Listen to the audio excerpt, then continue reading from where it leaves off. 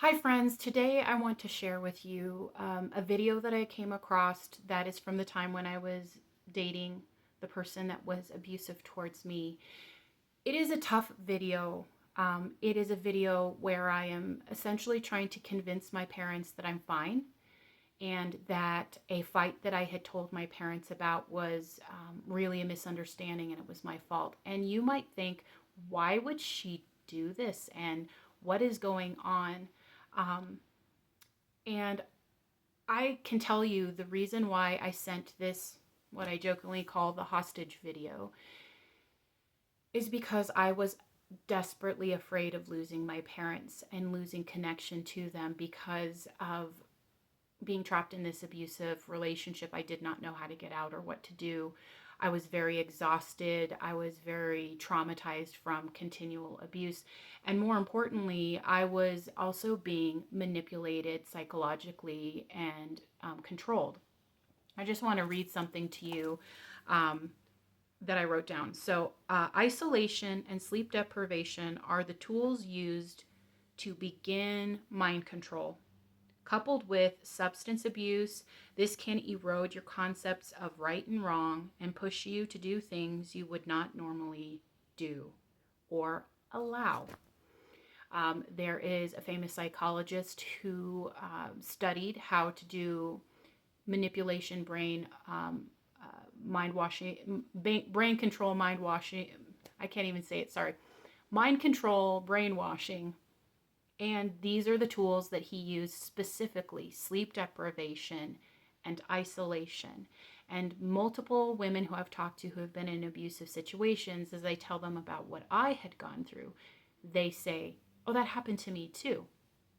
Early on in a relationship, it looks like I'm so excited to be with you and for us to talk and get together. Like, can we, I was at work all day, so can we just like talk on the phone?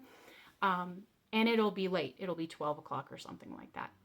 And it's multiple nights, and you're kind of tired as the relationship sort of progresses a bit more.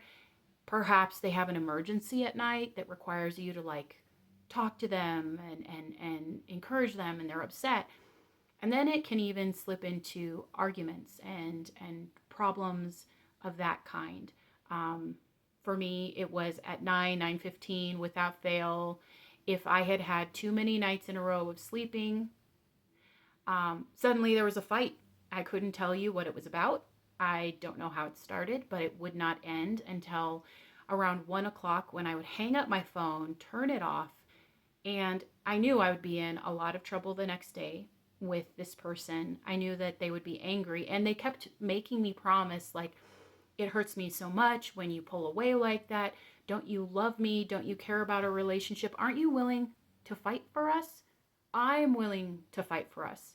And I also knew that if I hung up the phone and this person wasn't done, they might come to my house and bang and knock on my door and get into my house and essentially hold me captive in my own home until I was sufficiently exhausted and had apologized sufficiently for the situation. Isolation. Oftentimes, an abuser will look at the relationships you have around you, and they'll look for the weaknesses, the hurt feelings from the past, the abuses of the past, to encourage you to pull away from those friends and reject those family members. Or in my case, it was, I love you so much, you're so amazing, I just really want to get to know you more, but you have so many extracurricular activities, and it bums me out because I feel like you're not invested in the relationship. Like, can't we spend more time? This is what adults do, we spend time with each other. And so what I did was I cut back in the frequency of my connections with friends. What you're going to see on this video, again, was me trying to backtrack. I told my parents about a fight that I had had with this person that I was seeing. I was hopeful that I was going to successfully break up with them. But then they came back to my life, and I was afraid, and I was scared, and I was ashamed.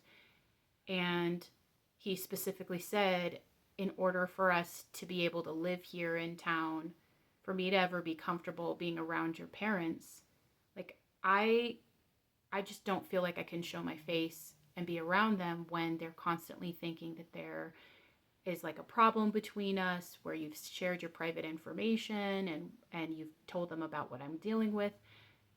And so this video that you're going to see is me desperately trying to convince my parents that it's all my fault and that I'm totally fine.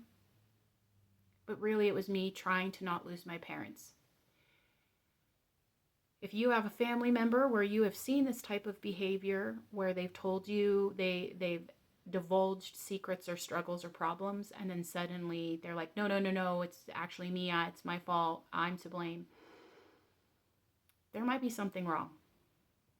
There might be something wrong. And I hope that the raw, sad video that I'm going to share with you will help you see what it might look like in a person who is trapped, and how they might behave in an irrational way because sleep deprivation and isolation and traumatic experiences have caused their reason to erode, and things that they would typically not allow to fade away into the background.